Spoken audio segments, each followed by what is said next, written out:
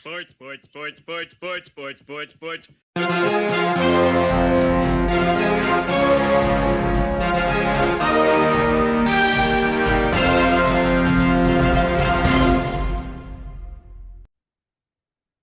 Hey there, sports fans. Welcome to Sportsball, part of the SPDM Crew Podcasting Network. We talk about sports-related topics, but we focus on you, the fan, and what you like, whether it's a sport, event, athlete, team, or sports-related news. This week, it is almost time for the fantasy football playoffs, which means that I'm going to do some football predictions, particularly when it comes to the playoffs. Now, as of right now, let's pull up the football standings. Let's see. Right now, okay. Meets that standing. Okay.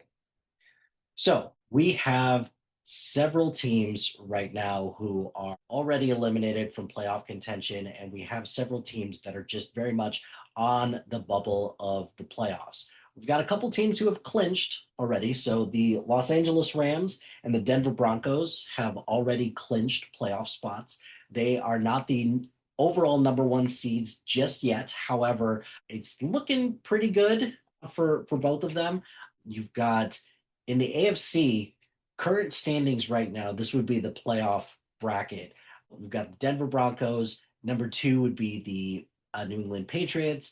Number three would be the Jacksonville Jaguars. Number four would be the Pittsburgh Steelers. Inexplicably, like, I don't understand how the Pittsburgh Steelers keep doing it, but whatever. Your wild cards are the Los Angeles Chargers, the Buffalo Bills, and the Houston Texans, and still kind of hanging out there, not eliminated from playoff contention, but on the outside looking in and need some help. You've got the Indianapolis Colts and the Baltimore Ravens. From looking at all of this, a couple of things that I see. Your top three teams in the AFC are all pretty unproven, and I don't think any of them are going to make it that far because the Broncos, their defense is, and New England for that matter, their defense has kept them afloat pretty much most of the season. Drake May and Bo Nix, they're fine in terms of their offensive productivity, but neither of them have very strong weapons. So I'm kind of curious to see if either one of them could rise to the occasion, especially in the absence of Kansas City, who is officially mathematically eliminated from playoff contention.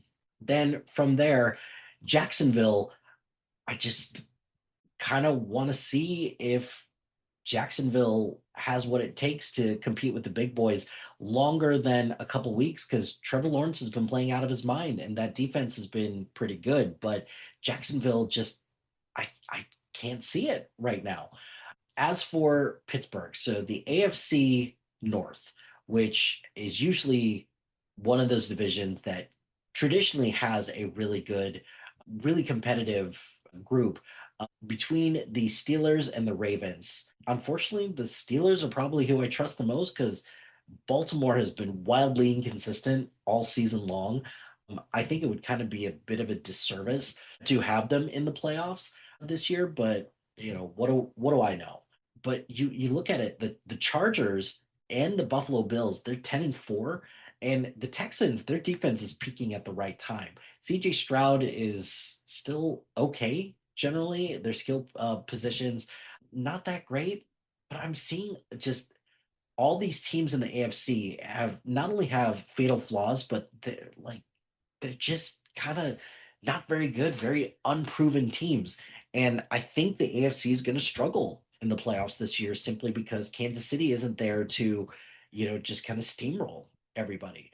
If I'm picking anybody to come out of the AFC out of this current group, Buffalo's got to be a strong favorite, right? Because Buffalo has kind of been there, done that. Kansas City's not in the way anymore. This is a good opportunity for Buffalo to kick it into gear. But if they're going to have to go on the road, which they've had to go on the road plenty of times and, make things happen, I'm not sure their defense can hold up at all. So Buffalo is kind of my default pick to get it out of the AFC, but don't sleep on, I guess, New England. Don't sleep on Jacksonville, I guess.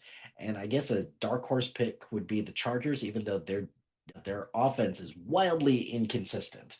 turning to turning to the NFC, which the NFC feels like a murderer's row of all kinds of different teams. So you've got the Rams currently in first place, the Chicago Bears somehow atop the NFC North in second place, the Philadelphia Eagles, Tampa Bay Buccaneers.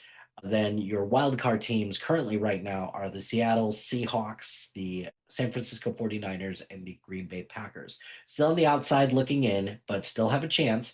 Not a very good chance, but still have a chance. The Detroit Lions, the Carolina Panthers, and the Dallas Cowboys. Now, the Tampa Bay Buccaneers and the Carolina Panthers, that one's going to come down to the wire, which I don't understand how that's possible at all, but we'll see about that.